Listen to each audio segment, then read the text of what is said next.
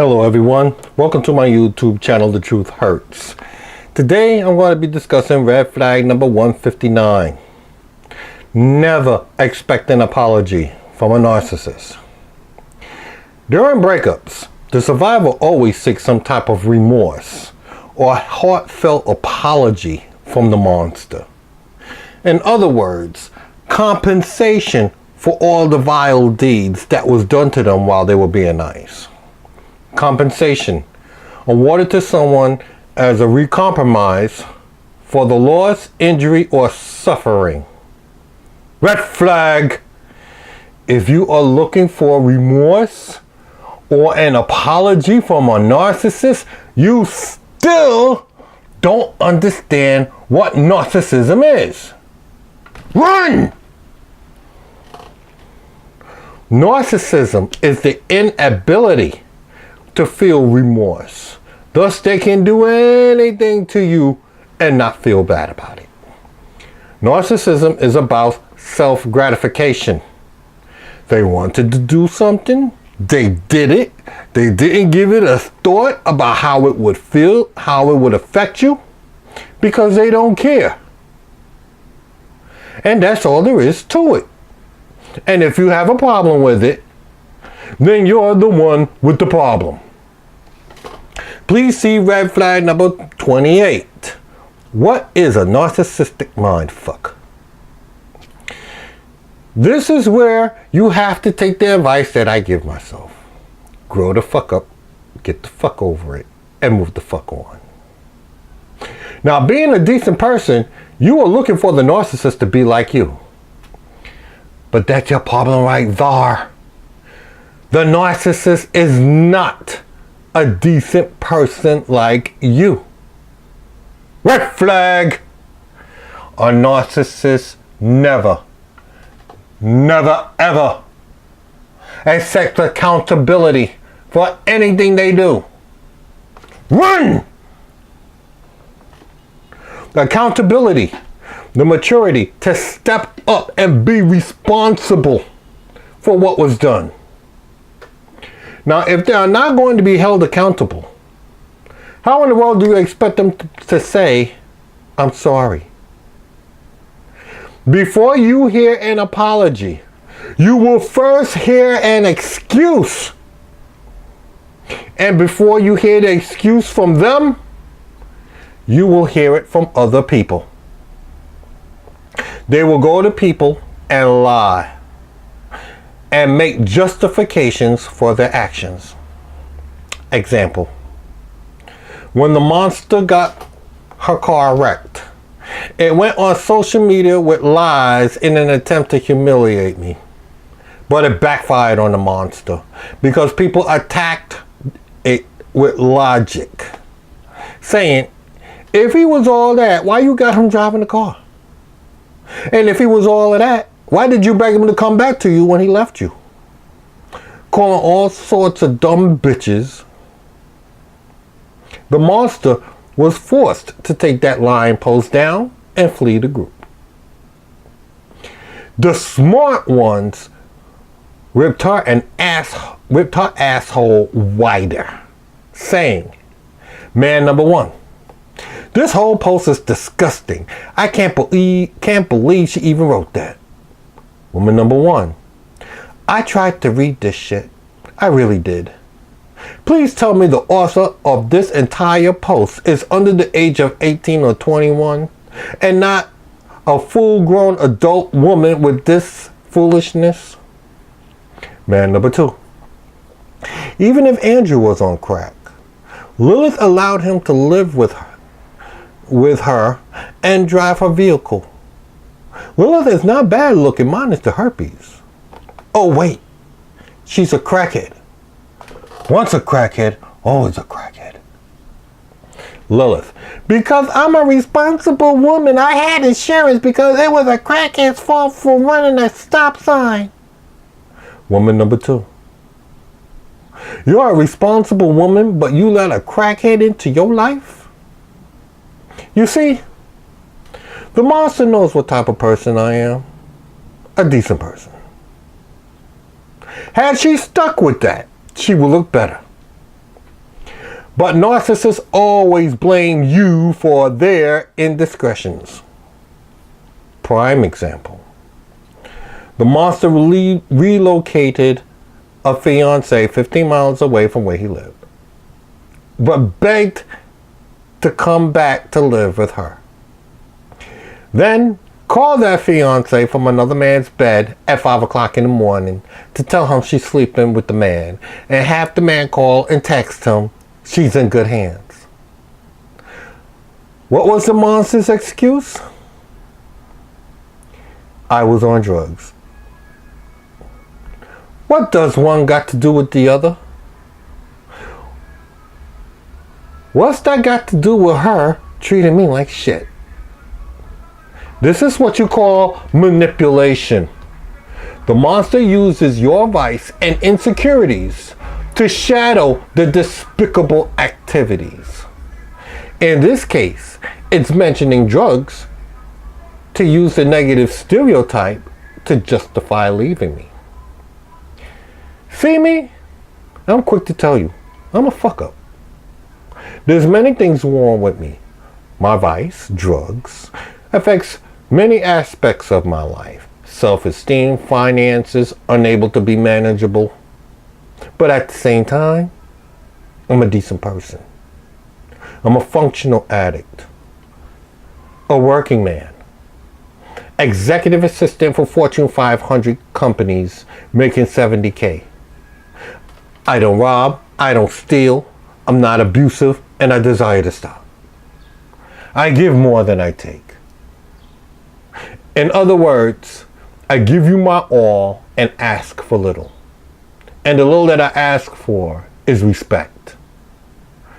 But that seems to be asking for too much because it's rarely ever given to me.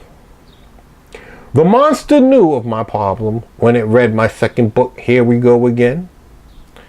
And here she is saying, and I quote, I know what kind of man you are. You haven't gotten worth other than your frequency. Andrew Benjamin definitely is a kind, loving gentleman.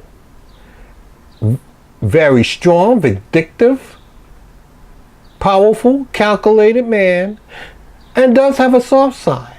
And it's not meant for everyone to see it. I'm fortunate to know Andrew on a compassionate level. And it doesn't matter if no one else knows it. Now, because people don't know it, you will see me get slandered with a smear campaign. Slander. Making false statements, damaging a person's reputation. Keyword. False. Now, mind you, this person, Lilith, has the same problem I do. Now, the longest I have ever been clean was 3 months. Lilith claims she has 10 years. Lost her clean time when her second husband left her, which demonstrates to you that when met with emotional hardship, addicts run back to their drug of choice. Now Lilith continues to drink alcohol and swears she'll never go back to crack again. Even when she's been told for 10 years on a daily basis that one drug leads you right back to the other.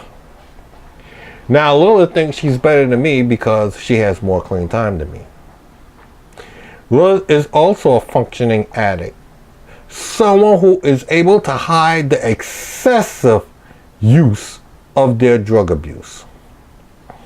A perfect example of this would be a registered nurse who's making $75K, who obtained her nursing degree while heavily smoking crack. I just demonstrated with Lilith that clean time can change in an instant, depending on the situation. This is what addicts do. The saying is true. Once an addict, always an addict. Addicts are never cured because there is no cure. The condition can only be arrested. Now Lilith claims she has more clean time than I do. But you can't have 10 years if you don't have 3 months. Lilith didn't give me time to get 10 years. In meetings, once you get 3 months, you're considered well on your way to recovery. All you got to do is maintain what you are doing. But Lilith starts stressing me out 2 months in of my arrival, but takes no accountability of that factor. Lilith was seeing someone before my problem occurred with her. So how does my drug problem become a factor with her infidelity? See how dangerous these monsters are? People that knew us knew she was the problem. Lilith is busy calling me a crackhead. Crackheads always want to call other people crackheads with the same problem. It makes them feel superior. Remember, it's always about image with the narcissist. That's all they got. Now let me say this, and this is the truth. Not once did I suck a man's dick in order to get crack and smoke it. Lilith can't say that. When her money ran out, she sold her body, thus becoming a prostitute and gaining herpes while whoring. Prostitute, one that will perform sexual acts for payment.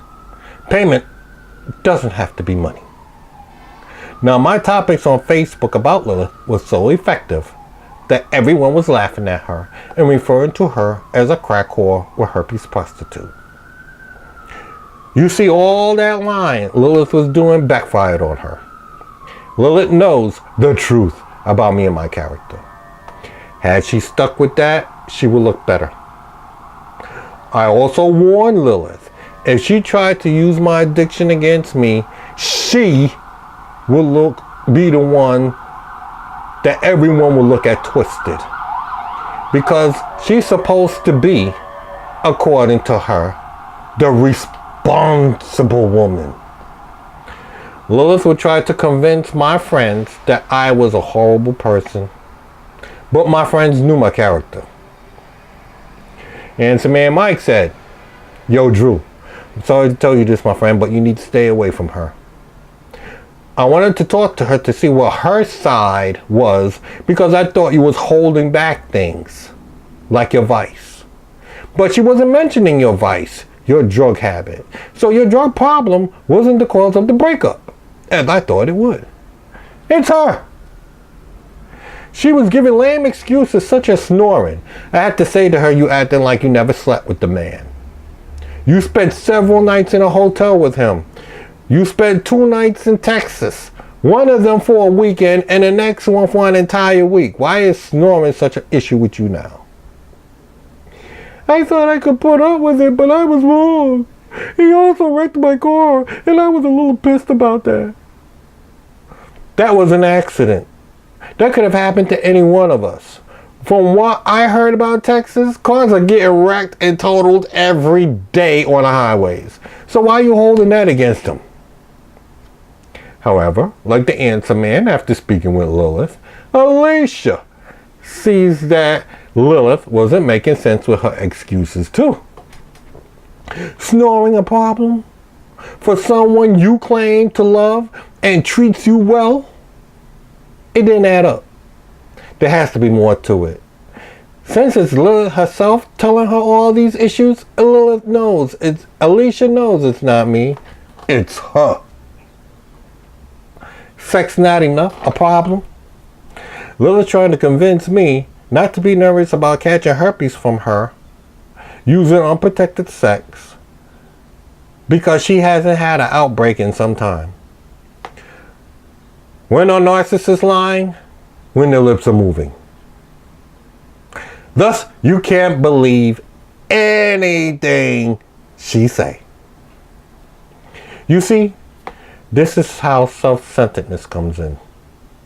With a sexual issue such as this, a therapist is needed to intervene to deal with the situation. But the narcissist takes no accountability for anything they do. The narcissist wants sex, they will go to someone that will give it to them. Now, while they are sleeping with someone else, they are not sorry for what they are doing or how you would feel. Now, the narcissist knows they are wrong, but they just don't care. This is why they are able to say, and I quote, "He's a grown man. He's not a toddler, people. People will do shit to people every day. My mom taught and instilled within me. It's how you deal with it." It's how you deal with it. Which is why the mother's boyfriend stabbed her multiple times. No doubt for whoring, creeping, lying, and cheating. This is the woman she chose to listen to. As one woman said in the Truth Hurts group, responded to that lame statement. It's about principle of treating others like how you want to be treated, regardless if the relationship went sour. That does not constitute not allowing someone to wash their clothes. It does not constitute trying to falsely have someone arrested and possibly charge them with felony assault charges. It doesn't constitute you putting someone out when you know they have no family or friends in that state. There's other ways to handle ending a relationship without being uncivilized. Just because you don't want to be in a relationship with someone anymore doesn't mean you have to treat them like shit. So you see, you will first get slandered before you receive an apology. To apologize is to be wrong, and narcissists are never wrong. A narcissist will tell people they were wrong to save their image because the truth is out there. But because they know it's the right thing to do. But they will never, ever tell you. Red flag! If you find yourself with a narcissist, run!